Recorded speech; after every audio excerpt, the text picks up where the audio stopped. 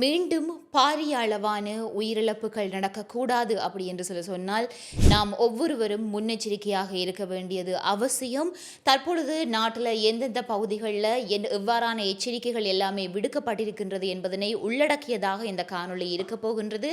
ஆகவே இலங்கையில் எந்த பகுதியிலிருந்து இந்த காணொளியை நீங்கள் பார்த்து கொண்டிருந்தாலும் முடிந்தளவு இனியவர்களுக்கு பகிர்ந்து கொள்ளுங்கள். ஏனென்றால் சென்ற வருடமும் இதே மாதிரியாக நாங்கள் சாதாரணமாக கடந்த ஒரு நிகழ்வினால்தான் பாரியளவான உயிர் சேதங்களுக்கு நாங்கள் முகம் கொடுத்திருந்தோம். ஆகவே இந்த வருடம் அவ்வாறு நடக்கக்கூடாது என்றால் எல்லாரும் விழிப்பாக இருக்க வேண்டியது அவசியம். முடிந்தளவு இவர்களுக்கு பகிர்ந்து கொள்ளுங்கள். என்ன விடயம் எல்லாம் உள்ளடக்கப்பட்டிருக்கின்றதை நாங்கள் இந்த காணொளியில் பார்க்கலாம். வணக்கம், நான் உங்கள் சங்கவி. வீடியோ பார்த்து கொண்டிருக்கிற நீங்கள் யாராவது என்னுடைய சேனலை சப்ஸ்கிரைப் பண்ணாமல் பார்த்து கொண்டிருந்தீங்களா சப்ஸ்கிரைப் பண்ணிட்டு பாருங்க. அப்படியே பக்கத்தில் இருக்கிற பெல் பட்டனையும் கிளிக் செய்து வைத்துக் கொள்ளுங்கள். அப்பதான் நான் போடுகின்ற வீடியோஸ் எல்லாமே உங்களுக்கு நோட்டிஃபிகேஷன்ஸாக வரும். இன்றைக்கு ஆகஸ்ட் மாதம் 3ஆம் தேதியாக இருக்கின்றது. இன்றைய நாளில் இலங்கையில் பல பகுதிகளுக்கு பல எச்சரிக்கைகள் விடுக்கப்பட்டிருக்கின்றது. குறிப்பாக சொல்ல போனால் கடந்த வருடம் இதே மாதிரியாக நவம்பர் மாதம் அளவில் டிட்வா புயலினால யாருமே எதிர்பார்க்காத அளவுக்கு பாரிய அளவான சேதங்கள் நிகழ்ந்திருந்தது. குறிப்பாக 640க்கு மேற்பட்ட உயிரிழப்புகள் நடந்திருந்தது. இதைவிட பொருள் சேதங்கள் என்று சொல்லி ஏகப்பட்டன இருந்தன. அவ்வாறு தான் தற்பொழுதும் பார்த்தீங்கன்னு சொன்னால் ஒரு சம்பவம் நடக்கிறதுக்கான வாய்ப்புகள் இருக்கின்றது. ஆனால் முன்கூட்டியே எல்லாருமே எச்சரிக்கையுடன் இருந்தால், முன்னாயத்தமாக இருந்தால் அவற்றை தவிர்க்கலாம். குறிப்பாக சொல்ல போனால் போன வருடமும் நாங்கள் சாதாரணமாக நினைத்த ஒரு விடயம் பாரிய அளவான ஒரு அனர்த்தத்தை உண்டு பண்ணியது.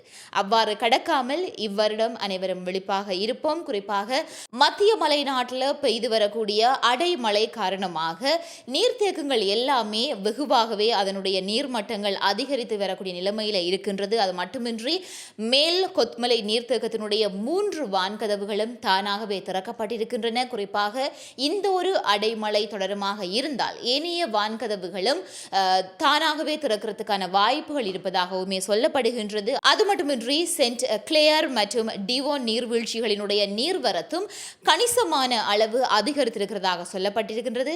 ஆகவே கொத்மலை ஓயா நீர்த்தேக்கத்துக்கு கீழ்ப்பகுதியில் இரு கரைகளிலுமே வசிக்கக்கூடிய மக்கள் மற்றும் அந்த நீர்நிலைகளை பயன்படுத்தக்கூடியவர்கள் மிகவும் அவதானமாக இருக்கும்படியாக அனர்த்த முகாமைத்துவ நிலையம் அவர்களை அறிவுறுத்தி இருக்கின்றது. ஆகவே அந்த பகுதி மக்கள் மிகவும் எச்சரிக்கையுடன் இருக்க வேண்டியது அவசியமாக இருக்கின்றது. அது மட்டுமல்லாமல் ஹட்டன் மற்றும் கொட்டகலை பகுதியிலேயும் கூட நேற்று இரவு முதல், அதாவது ஆகஸ்ட் மாதம் 2ஆம் தேதி இரவு முதல் பெய்த அடைமழையினால வெள்ள நீர் புகுந்திருக்கிறதுனால கொட்டகலை லொக்கில் பகுதியில் சுமார் 40 குடும்பங்கள் இதுவரைக்கும் பாதிக்கப்பட்டிருக்கிறதாகவுமே சொல்லப்படுகின்றது. இந்த பகுதியிலேயுமே பார்த்தீங்கன்னா தாழ்வான பிரதேசங்களில் வசிப்பவர்களை அவதானமாக இருக்கும்படியாக சொல்லப்பட்டிருக்கின்றது. இந்த தொடர்மழையின் காரணமாக ஹட்டன் நுவரலியா மற்றும் ஹட்டன் கொழும்பு போன்ற பிரதான சாலைகளும் போக்குவரத்து பாதிக்கப்பட்டிருக்கின்றது. அது மட்டுமல்லாமல் ஆகஸ்ட் மாதம் 3ஆம் தேதி ஆகிய இன்றைய தினம் ஹட்டன் போடைஸ் பிரதான வீதியின் எல்பியன் பகுதியில் கல்பாறை ஒன்று சரிந்து விழுந்திருக்கிறதுனால அந்த பாதையில போக்குவரத்து முற்றாகவே தடைப்பட்டிருக்கிறதாக சொல்லப்படுகின்றது. ஆகவே அந்த பாதைகளை பயன்படுத்துபவர்கள் இது தொடர்பிலே அவதானமாக இருக்கும்படியாகவும் எச்சரிக்கப்பட்டிருக்கின்றீர்கள். குறிப்பாக ஹட்டன்ல இருந்து காசல்டி நீர்த்தேக்கத்துக்கு பாயும் டிகோயா கால்வாய் பெருக்கெடுத்து ஓடியதன் காரணமாக இன்றைய தினம் பார்த்தீங்கன்னு சொன்னால் இந்த வெள்ள அபாயம் ஏற்பட்டிருக்கின்றது. குறிப்பாக இந்த கால்வாயின் இருபுறமுமே இருக்கக்கூடிய பல வீடுகள் வெள்ளத்திலே மூழ்கி இருக்கின்றன. குறிப்பாக ஒரு வாகனம் திருத்தக்கூடிய ஒரு நிலையமும் கூட நீரிலே மூழ்கி இருக்கின்றது. குறிப்பாக சொல்ல போனால் 2013ஆம் ஆண்டிலையும் கூட டிகோயா கால்வாய் பெருக்கெடுத்து ஓடியதன் காரணமாக இவ்வாறான ஒரு பாரிய அனர்த்தம் நிகழ்ந்ததாகவும், அது மட்டுமின்றி இவ்வாண்டும் இவ்வாறு இந்த டிகோயா கால்வாய் ஓடுறதால பெருக்கெடுத்து ஓடுறதுனால தங்களுடைய வீடுகள் இவ்வாறு வெள்ளப்பெருக்கினால பாதிக்கப்பட்டிருக்கிறதாக அப்பகுதி மக்கள் பெரும் கவலையை வெளிப்படுத்தி இருக்கின்றார்கள். இதற்கிடையில் பார்த்தீங்கன்னு சொன்னால் மகாவலி ஆறும் கூட பெருக்கெடுத்து ஓடி இருக்கிறது. இதன் காரணமாக நாவலப்பட்டிய பகுதியில் இருக்கக்கூடிய ஒரு சுற்றுலா விடுதி ஒன்று நீரிலே மூழ்கி இருக்கிறதாக சொல்லப்படுகின்றது. குறிப்பாக இந்த மகாவலி ஆற்றங்கரையை பொறுத்தவரைக்கும் அடுத்த 24 மணி நேரத்திற்குள் மகாவலி ஆற்றங்கரை ஓரம் உள்ள பல தாழ்வான பகுதிகளில் வெள்ள அபாயம் ஏற்படுவதற்கான வாய்ப்பு இருக்கிறதாக நீர்ப்பாசன திணைக்களம் அறிவுறுத்தி இருக்கின்றது.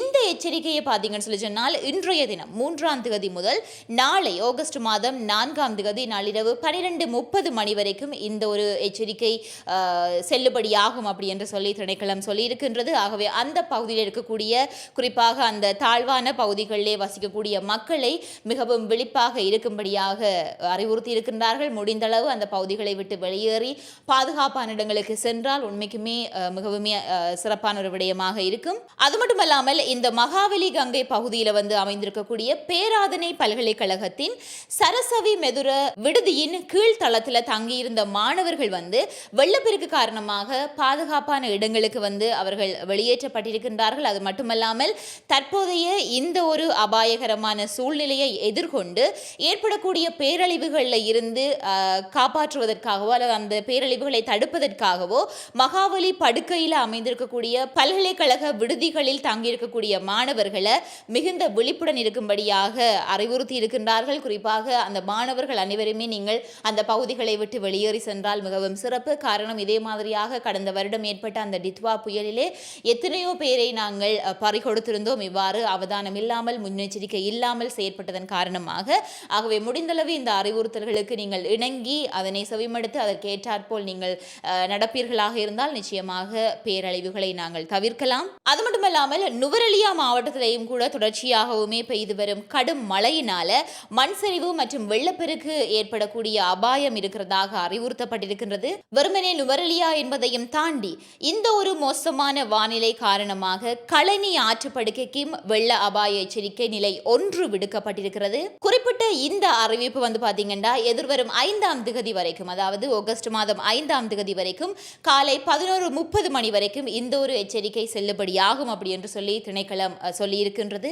இவற்றையெல்லாம் கடந்து சாய்ந்த மருது மற்றும் அதனை சுற்றி இருக்கக்கூடிய உள்ளூர் பகுதிகளிலையும் கூட தொடர்ச்சியாக பெய்து வரக்கூடிய அடைமழை காரணமாக பல பிரதான மற்றும் உள்ளூர் வீதிகள் எல்லாமே வெள்ள நீர் தங்கியிருப்பதாக சொல்லப்படுகின்றது. ஆகவே அந்த பகுதிகளில் இருக்கக்கூடிய மக்கள், அந்த வீதிகளை பயன்படுத்தக்கூடிய மக்கள் இது தொடர்பிலே அவதானமாக இருப்பது மிக மிக கட்டாயமாக இருக்கின்றது. அது மட்டுமல்லாமல் இந்த மத்திய மாகாணத்தினுடைய ஹட்டன் மற்றும் நுவரெலியா கல்வி வலயங்களுக்கு உட்பட்ட பாடசாலைகளுக்கு தேவை ஏற்படின் விடுமுறை வழங்குறதுக்கான அனுமதி வழங்கப்பட்டிருக்கின்றது. அதாவது அந்த அந்த பாடசாலைகளினுடைய அதிபர்களுக்கு அந்த ஒரு அனுமதி வழங்கப்பட்டிருக்கின்றது. அவர்கள் அந்த சூழ்நிலையை கருத்திலே கொண்டு அந்த சூழ்நிலைக்கு ஏற்றாற்போல் அவர்கள் விடுமுறை தேவை என்றால் அவர்களை வழங்கிக் கொள்ளலாம், இல்லை என்று சொன்னால் அவற்றை தவிர்த்துக் கொள்ளலாம். இந்த ஒரு அனுமதியை அந்த பாடசாலை அதிபர்களுக்கே கொடுக்கப்பட்டிருக்கின்றது. அது மட்டுமல்லாமல் காலையிலிருந்து கம்பாந்தோட்டை ஊடாக பொத்துவில் வரையான கடலுக்கு அப்பால் உள்ள கடற்பரப்புகளுக்கும் மறு அறிவித்தல் வரும் வரை கடற்பயணம் செய்ய வேண்டாம் அப்படி என்று சொல்லி வளிமண்டலவியல் திணைக்களம் எச்சரிக்கை விடுத்திருக்கின்றது. இந்த எச்சரிக்கை பாத்தீங்கன்னா நாளை பிற்பகல் 8 மணி வரைக்குமே செல்லுபடியாகும் அப்படின்றதுமே சொல்லியிருக்கின்றார்கள். ஆகவே முடிந்தளவு மக்கள் அனைவரும் குறிப்பிட்ட இந்த பகுதிகளில் இருக்கக்கூடிய மக்கள் தேவையற்ற பயணங்களை நீங்கள் செய்வதை தவிர்ப்பது நல்லது. அதே மாதிரியாக அதிகாரிகளால் வெளியிடப்படக்கூடிய ஒவ்வொரு அறிவுறுத்தல்களையுமே நீங்கள் தொடர்ச்சியாகவும் பின்பற்றுவது மிக மிக சிறந்தது. அது மட்டுமின்றி குறிப்பிட்ட இந்த பாதைகளிலே வாகனங்களை செலுத்தக்கூடிய வாகன சாரதிகள் எச்சரிக்கையுடன் வாகனங்களை செலுத்துவது மிக சிறந்தது. முடிந்தளவு அனைவருமே பாதுகாப்பாக இருந்து கொள்ளுங்கள். அது மட்டுமின்றி இந்த காணொலியை பார்த்து கொண்டிருக்கக்கூடிய நீங்கள் ஒவ்வொருவரும் ஏனையவர்களுக்கும் பகிர்ந்து கொள்ளுங்கள். இந்த பகுதியிலே உங்களுடைய நண்பர்களோ, உங்களுக்கு தெரிந்தவர்களோ, உங்களுடைய உறவினர்களோ யாராவது இருந்தால் அவர்களுக்கும் என்ன விடயம் என்பதனை நீங்கள் வலியுறுத்திக் கொள்ளுங்கள். அத்துடன் இந்த காணொலியை நீங்கள் இலங்கையின் எப்பகுதியிலிருந்து பார்த்து கொண்டிருக்கின்றீர்கள் என்பதனையும், அது மட்டுமின்றி உங்களுடைய பகுதியில் தற்போதைய நிலவரம் என்ன என்பதனையும் நீங்கள் தெரிவித்துக் கொள்ளுங்கள். இனியவர்களுக்கும் பார்த்து அவற்றை தெரிந்து கொள்வார்கள். இந்த காணொலி உங்களுக்கு பயனுள்ளதாக அமைந்திருப்பின் லைக் பண்ணுங்க, இனியவர்களுக்கும் ஷேர் பண்ணிக் கொள்ளுங்கள். இதே மாதிரியாக மற்றொரு காணொலியில் நான் உங்களை சந்திக்கிறேன்.